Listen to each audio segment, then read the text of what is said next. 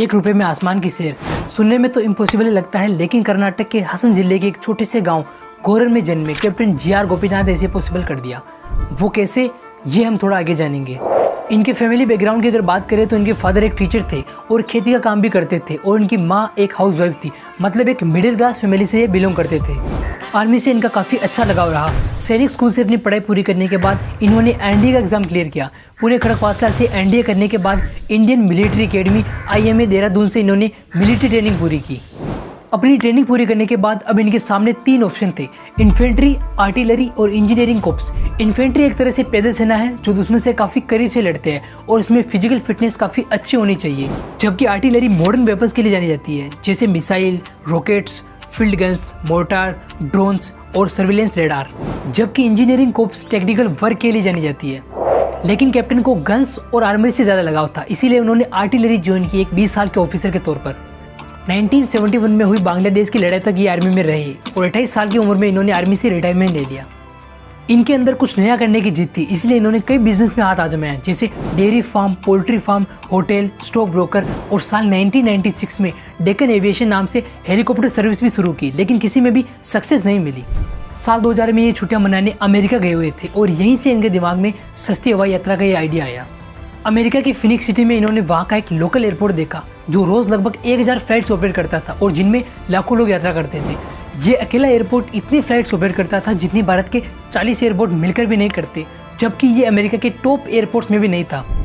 Captain ने information इकट्ठा करना शुरू किया और पाया कि अमेरिका में एक दिन में 40,000 कमर्शियल फ्लाइट चलती है, जबकि भारत में केवल 420। तो इन्होंने एक मोटा मोटा हिसाब लगाया कि भारत में बसों और ट्रेनों से रोज़ लगभग 3 करोड़ लोग यात्रा करते हैं। अगर इसके 5% लोग भी प्लेन से यात्रा करें तो एयरलाइन सेक्टर को हर साल 53 करोड़ कंज्यूमर्स मिलेंगे, जिनमें ज़्यादातर मिडिल क्लास फैमिली के लोग होंगे। अब ये आइडिया सोचने में जितना मुश्किल था उससे कई गुना ज़्यादा मुश्किल इसको असल में इम्प्लीमेंट करना था, क्योंकि ये कोई छोटी मोटी बात नहीं थी। अपनी बायोग्राफी सिंप्लीफ्लाई में कैप्टन गोपीनाथ लिखते हैं कि जब मैं भारत आया तो मैं यही सोच रहा था कि देश में एक आम आदमी को भी प्लेन में बैठने की सुविधा मिलनी चाहिए। अपने सपने को पूरा करने के लिए कई पारिवारिक मुश्किलों को झेला, कितने सरकारी दफ्तरों के चक्कर काटे हो, कितने लोगों की आलोचनाएं सुननी पड़ी।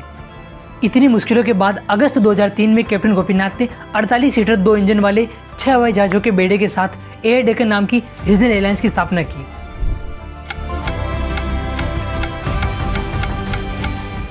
एयर डेक्कन की पहली फ्लाइट साउथ इंडिया के हुबली शहर से बेंगलुरु के बीच थी। जब कंपनी शुरू हुई तब इसकी फ्लाइट्स में रोजाना केवल 2000 लोग सफ़र करते थे, लेकिन 4 साल बाद यही नंबर बढ़कर 25,000 तक पहुंच गया। लोग सस्ती हवाई कीमत पर सफ़र करने लगे। साल 2007 में इंडिया के 67 एयरपोर्ट से एयर डेक्कन की 380 फ्लाइट चल रही थी। डेक्कन एयरलाइंस ने डायनेमिक प्राइसिंग सिस्टम शुरू किया, जिसके तहत पहले टिकट खरीदने वाले कुछ लोग केवल 1 रुपये में टिकट खरीद सकते थे।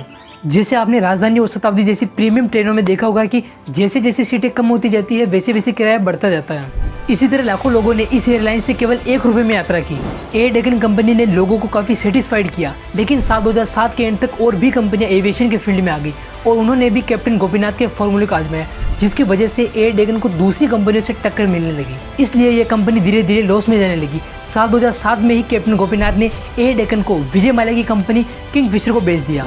विजय माल्या ने एयर डेक्कन का नाम चेंज करके किंगफिशर रेड कर दिया। साल 2011 से ही किंगफिशर रेड ने काम करना बंद कर दिया और साल 2013 तक कंपनी भी बंद हो गई।